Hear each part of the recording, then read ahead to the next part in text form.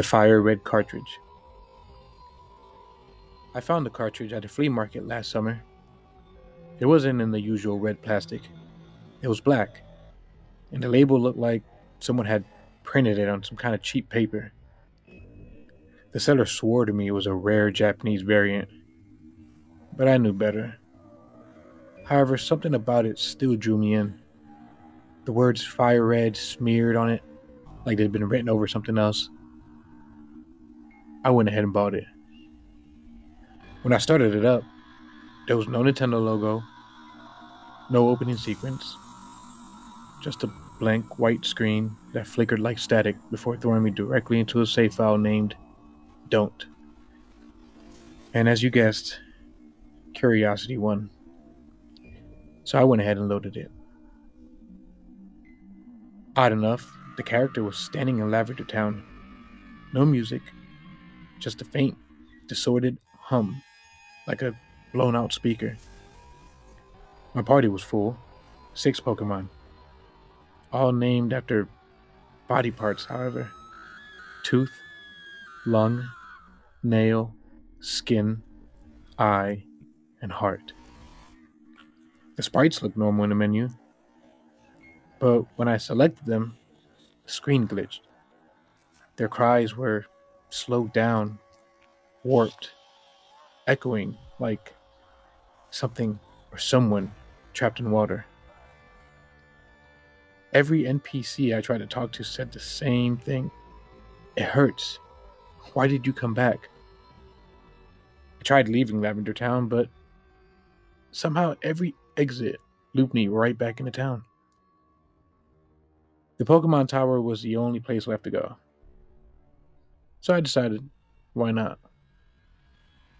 Inside, the usual ghosts weren't there, and the place was empty, except for gravestones that weren't supposed to be there.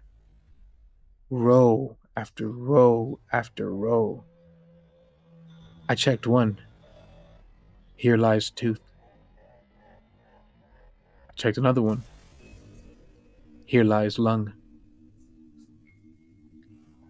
Every stone had one of my Pokemon's names, but they were still in my party. When I opened the menu, their HP bars were draining, slowly, second by second, until each one hit 0. One by one they fainted, except it wasn't fainting.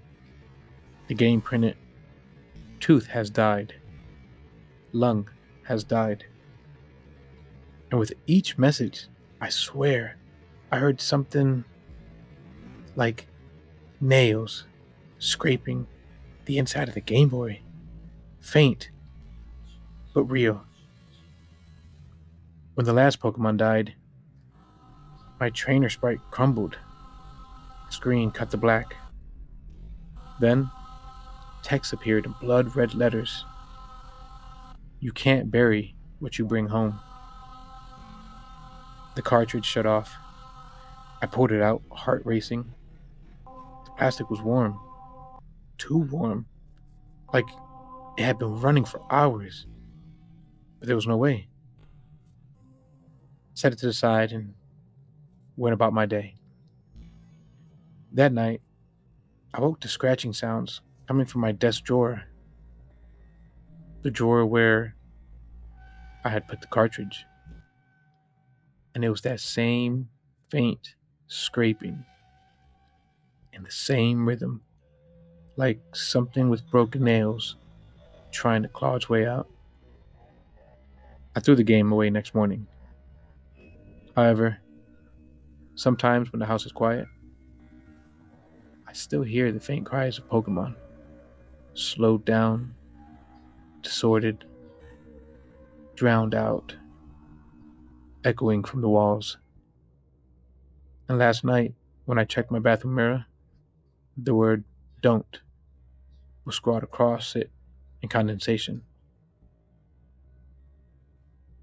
I live alone, though.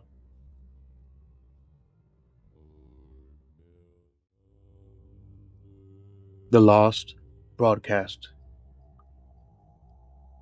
I've been a Dragon Ball Z fan since I was a kid. I mean, who hasn't, right? I grew up watching Goku and Vegeta screaming their lungs out, transforming into gods while entire planets trembled beneath them. So, when I found a strange file labeled DBZ underscored episode dash 96B hidden inside an old anime torrent folder, I thought it was some rare uncut Japanese episode. So, of course, like anybody would, I checked it out. But it wasn't.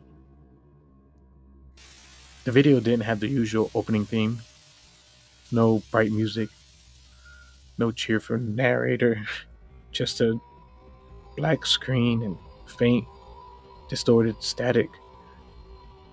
The sound wasn't silence, it was breathing, shallow, wet, and close, as if someone was pressed up against the microphone. Then the episode began. It was the Android saga, or at least it looked like it. Goku stood in the wasteland, staring down Android 19. But something was wrong with the animation. His skin was pale, almost gray. His eyes were sunken. And when he opened his mouth to speak, there was no voice acting. Only that same horrible wet breathing. When Android 19 attacked, the fight played out wrong. Completely wrong. The animation was sluggish, offbeat, like frames were missing.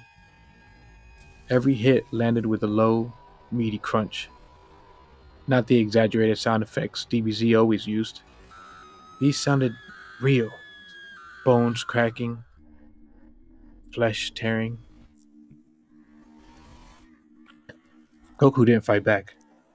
He just stood there, letting Android 19 pound on his chest and stomach until his skin tore. And then, dark, oily blood poured out. Camera didn't cut away either. It lingered. It stayed on his face and his jaw went slack, as if he were choking on something. His eyes rolled back until only the whites showed. The fight dragged on for minutes, just violence on repeat. Goku's body bending in ways it shouldn't. Finally, the screen cut to black. But I could still hear him. The sound of him choking, gurgling, gasping for air. And then the episode continued. The scene shifted to other Dragon Ball Z fighters standing in the silence, watching. But no one moved. No one even blinked. Krillin's face was pale and drawn. His pupils were gone. Piccolo's mouth twitched like he wanted to scream, but couldn't. Vegeta was smiling. Not his usual proud smirk, but something stretched and broken, his lips cracking from the force of it. The camera zoomed slowly on their faces, one by one. And when it reached Yamcha, he was staring directly at me. His mouth open wide, too wide, splitting at the corners. Then he whispered, "Why are you still watching?" I closed the file immediately, heart hammering in my chest. But the sound didn't stop. That wet breathing was still coming from my speakers. Steady, slow. I yanked out my headphones, but it kept playing. I unplugged the entire computer. Yet, I could still hear it. I don't know how long I sat there in silence, forcing myself not to look at the dark reflection in my screen. Because for a moment, I swore there was a figure behind me.